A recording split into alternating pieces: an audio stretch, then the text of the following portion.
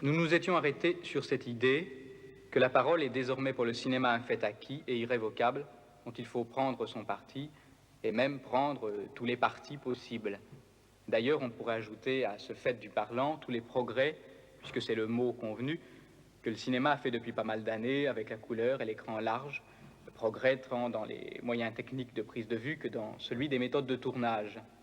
Est-ce que ces progrès ne sont pas tous, en fin de compte, sous le même signe qui est un gros, celui d'un réalisme de plus en plus poussé, tout au moins un réalisme des moyens? Oui, bien sûr, mais c'est l'histoire de tous les arts. Et nous savons que dans l'histoire de tous les arts, l'arrivée au réalisme absolu a coïncidé avec une parfaite décadence. Et tout à l'heure, j'ai cité l'exemple de l'art grec. On peut trouver des quantités d'autres exemples. Il y en a un qui me vient à l'esprit. Je l'ai d'ailleurs donné bien souvent. Je m'excuse de me répéter peut-être. C'est l'exemple de l'art de la tapisserie. La première tapisserie que nous connaissions, c'est la tapisserie de la reine Mathilde. La bonne reine Mathilde, avec ses dames d'honneur, pour passer le temps, tissait une tapisserie pendant que son mari, Guillaume, conquérait l'Angleterre. Il est évident que les laines qu'elle employait étaient des laines très primitives, probablement assez mal dessointées. Il est évident que les colorants qui coloraient ces laines étaient des colorants très primitifs. C'était probablement des colorants végétaux, peut-être quelques minéraux. Mais il y a, quand on regarde cette tapisserie, le nombre de couleurs employées est minime. C'est une palette extrêmement pauvre. Et cette tapisserie est probablement une des plus belles tapisseries qui existent au monde. Nous sautons quelques siècles et nous arrivons à des tapisseries encore très primitives. Ce sont les tapisseries qui sont exposées à Angers. L'Apocalypse. L'Apocalypse.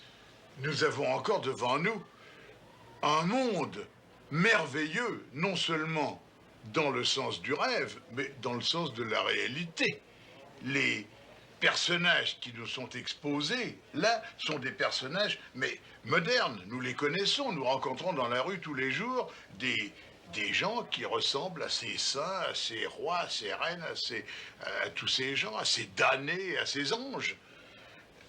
Et Dieu sait si les moyens sont primitifs. Puis, un beau jour, le bon roi Henri IV, n'est-ce pas, commet une boulette insensée et tue l'art de la tapisserie, comme ça, pan, d'un grand coup de pied sur le crâne, avec Sully.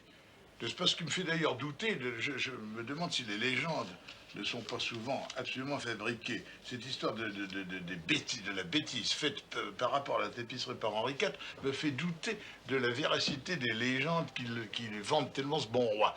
Voilà ce qu'il a fait. On venait d'inventer la tapisserie de haute lisse, remplaçant la tapisserie de basse lisse, c'est-à-dire un moyen de mélanger, d'intercroiser les fils d'une façon plus fine, et en même temps, l'art de la teinture avait fait des progrès énormes. Alors, le roi a aidé, a financé, a anobli les gens qui voulaient bien faire de la tapisserie de haute lisse, remplaçant la tapisserie de basse lisse. Et la tapisserie s'est perfectionnée, est arrivée à imiter de plus en plus la nature. Bientôt, au lieu de concevoir des motifs pour la tapisserie, des motifs simplifiés, on a copié des tableaux. On copiait des bouchers, des watteaux, et ça ressemblait presque aux bouchers, aux watteaux.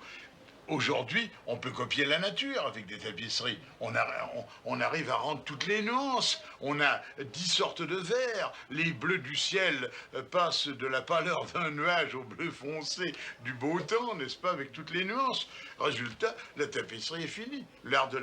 Alors, artificiellement, des artistes comme Lursa, par exemple, essaient de rénover l'art de la tapisserie en s'éloignant du réalisme.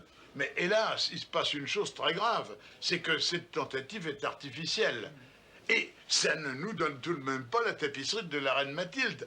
Alors, j'en arrive à me demander une chose. J'en arrive à me demander si l'homme n'est pas doué pour le beau, malgré lui. Mais si son intelligence, cette faculté dévastatrice, c'est terrible l'intelligence, on ne fait que des bêtises avec l'intelligence, si l'intelligence ne nous pousse pas vers le lait. si notre intelligence ne fait pas de nous des serviteurs, des amateurs éperdus de tout ce qui est moche, de tout ce qui est affreux, et que notre tendance à imiter la nature n'est que tout simplement notre tendance vers ce qui est laid. Parce que la nature que nous imitons, ce n'est pas ce qui est beau dans la nature. Je me demande si le fait qu'aux époques primitives, tout objet, même pas un objet d'art, était beau. Car enfin, il y a tout de même une question troublante. Nous regardons des poteries, je ne sais pas, étrusques anciennes. Elles sont toutes belles. Tout de même, on ne peut pas me faire croire que tous les potiers étrusques avaient du génie. Alors comment se fait-il que brusquement, lorsque la technique est primitive, tout est beau? Lorsque la technique est perfectionnée, presque tout est laid, sauf ce qui est le fait d'artistes suffisamment géniaux pour dominer la technique.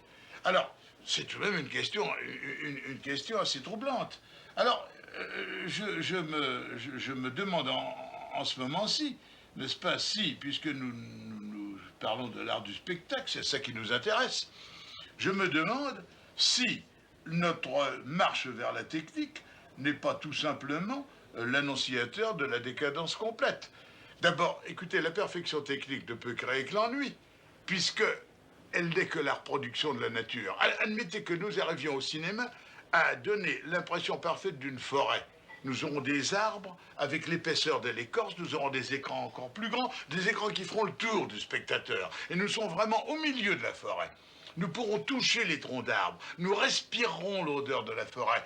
Il y aura des machines automatiques qui dispenseront des parfums imitant l'odeur de la mousse.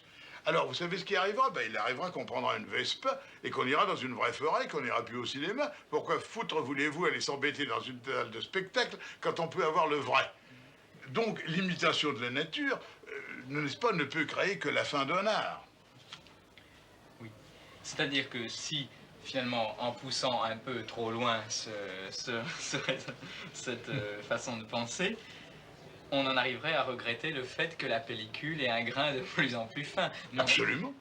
Je le regrette sincèrement. Écoutez, puisque nous sommes dans le cinéma, constatons tout de même un fait. Regardons la photographie des films primitifs.